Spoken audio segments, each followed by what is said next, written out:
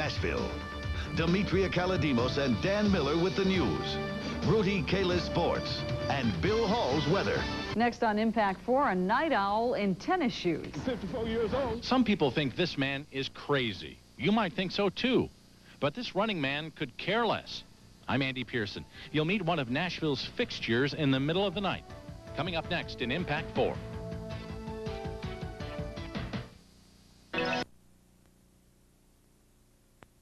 What is your favorite time of day for exercising? For some of you, it's probably the morning. For others, it's right after work. And for others, the best time is in the evening. But one Nashville man says the best time for him to exercise is in the middle of the night, after he's been asleep for a couple of hours. Andy Pearson is here with Impact 4 and Nashville at Night. Where'd you find this guy? Well, it was one of those strange things. Gary Knox and I were out about 6 weeks ago, photojournalist Gary Knox. It was snowing outside. It was about 38 degrees. And I'm driving down West End, 3 in the morning, can't go to sleep. And I look over and I see this man running with his dog. And I don't usually do this, but I yelled out the window at him and said, "Do you always run at 3 in the morning?" Well, you're about to see the answer. I found this 54-year-old man who's been a fixture of the night in Nashville since the 1970s.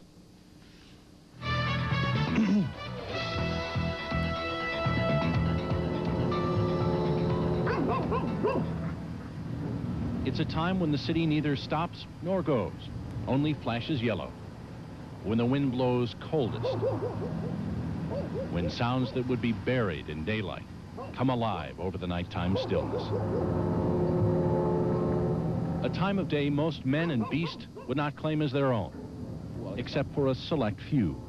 Hey, 2 o'clock until 4 o'clock, that's my time. If I'm in New York, if I'm in Chicago, if I'm in Phoenix, and I've been, all these places, everywhere I am at this time of morning, I get up and I do me an hour and 25, 30 minutes. Move on, dog. I've been running since about 1976. And I love to run at night because I'm the only one out here. I know nobody by name, but I know every truck and all the homeless folks and folks I yell at and wave at, and folks who are watching out for me, police, the garbage folks, the news people, everybody. He's a fixture to people who work the night shift, as reliable as time itself. No, they see me, but they really don't know who I am. Every now and then, I'll talk to one person or something, but 90% of them don't know who I am, have no idea. They only know they see me out here almost every morning, about the same time. He's the running man. His name is James Haney, Dr. James Haney, a professor of history at Tennessee State University. His weekly routine has been the same for 20 years. Move on, dog. I'm 54 years old. Feel like I'm 19. That's enough for me. I go to bed at 10, get up at 2, go back at 4, 15, and back up at 6. You heard right. At about 2 in the morning, when most of us are snuggled up tight, James Haney and his dog Sandy get up from a sound sleep and run their route of 9.78 miles. He does it because he was once told this would be impossible. Back in 1975, my grandfather accidentally shot me in the leg with a .38 caliber pistol. Excuse me. And I was told that I would never be able to walk again unless I started to use the leg. And of course, as soon as I got out of the hospital, I started running around the yard here. And after a week of that in the yard, went down to the local high school. And after about 6 years of that, I decided to go downtown. You won't see him wearing headphones or taking his pulse.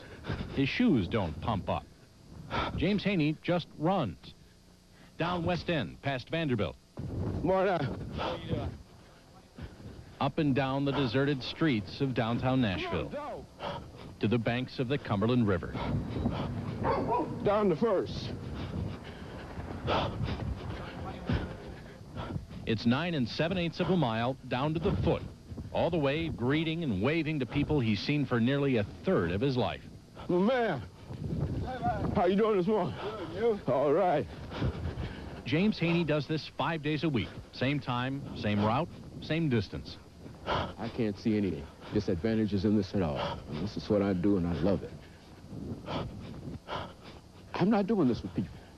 And if they think I'm crazy, well, I can appreciate that. I just believe in the human personality, and I believe that we can do anything that we want to do once we make up our minds to do it. Takes an hour and a half out of my day, and I think it's worth it. Plus, it requires discipline, and I think I got that.